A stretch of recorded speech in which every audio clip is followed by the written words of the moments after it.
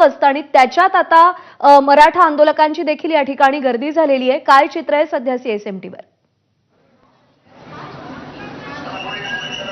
अगदी जसं तू म्हणते, मुंबईचं हे पीक आवर सुरू झालेलं आहे आणि मुंबईची लाईफलाईन समजली जाणारी जी लोकल आहे त्या छत्रपती शिवाजी महाराज या टर्मिनल स्टेशनवर सध्या मी आहे आणि इथं जर आपण बघितलं तर खूप मोठ्या संख्येने मुंबईकर हे बाहेर पडतात कामानिमित्ताने। मात्र दुसऱ्या बाजूला जर आपण बघितलं तर मराठा समाजाचे जे बांधव आहेत त्यांच्यामुळे कुठेतरी काही अडचणी देखील होत आहेत। मॅडम, जरा 4 दिवस झाले आंदोलन सुरू आहे, किती म्हणजे काय त्रास सहन करावा लागतो, कशा पद्धतीने तुम्ही सगळं टॅकल करता? ऐसा कुछ नहीं, त्रास भी कुछ नहीं, अच्छा कर रहे हैं ना आप।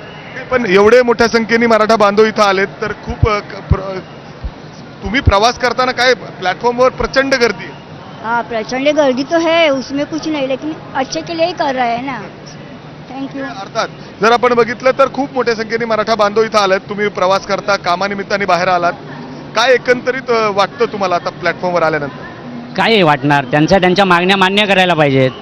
बऱ्याच वर्षापासून ते निलंबे आहेत, रखडवत ठेवलेलं आहे, त्यांच्याकडे लक्ष द्या, त्यांच्या मागण्या मान्य करा। जर आपण बघितलं तर जे मुंबईकर आहेत जे कामानिमित्ताने बाहेर पडलेले त्यांचं देखील म्हणणं आहे की त्यांच्या मागण्यांकडे लक्ष द्यायला हवं। ज्या पद्धतीने मॉर्निंग पीक आवर्स या ठिकाणी सुरू झालेले आहेत त्यानंतर जर आपण बघितलं तर प्लॅटफॉर्मच्या मध्ये हे सगळे मराठा बांधव अजून देखील अशा पद्धतीने आराम करतायत आणि त्यामुळे काही प्रमाणात या ठिकाणी मुंबईकरांना प्रवास करताना अडचणी देखील येत आहेत। मात्र त्याचवेळी मुंबईकरांचं हेही देखील म्हणणं आहे की त्यांच्या मागण्यांकडे लक्ष द्यायला हवं सरकारने।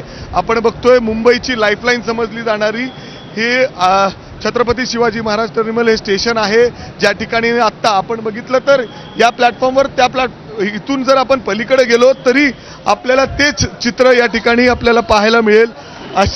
अशी परिस्थिती मुंबईतील या सगळ्या स्थानकांवर पाहायला मिळते। पोलिसांनी खूप कडेकोट बंदोबस्त या ठिकाणी लावलेला आहे, बंदोबस्त केलेला आहे। पण सीएसएमटी स्थानक हे अत्यंत महत्त्वाचं आणि मोठं स्थानक, इथेच सगळ्या मराठा समाजाच्या लोकांनी आश्रय घेतलाय आणि मुंबईकरांचा पीकवर दुसरीकडे सुरू झालाय, त्यामुळे दोहो बाजूंनी गर्दी होण्याची शक्यता आहे। मिकी, धन्यवाद दिलेल्या अपडेटसाठी। तर सीएसएमटी स्थानकाबाहेरच्या चौकामध्ये आता मोठ्या प्रमाणात गर्दी होण्यास सुरुवात झाली आहे। आंदोलक मोठ्या प्रमाणात गर्दी करू लागले, त्यामुळे संपूर्ण रस्ता बंद झालाय।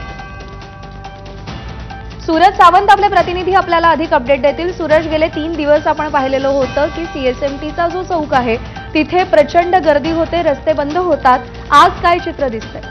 सध्या आज ही परिस्थिती ही मागच्या 2 दिवसाप्रमाणेच आहे। मोठ्या प्रमाणात मराठा बांधवांनी या ठिकाणी गर्दी केलेली आहे। राज्याच्या कानाकोपऱ्यातून हे लोक या ठिकाणी जमलेले आहेत आणि जवळपास 3 दिवसांपासून या ठिकाणी तळ ठोकून आहेत। त्यामुळे सरकार कुठलाही निर्णय घेत नाहीयेत आणि त्या ठिकाणी दुसरीकडे मराठा बांधव आता हळूहळू आक्रमक होताना पाहायला मिळत आहेत।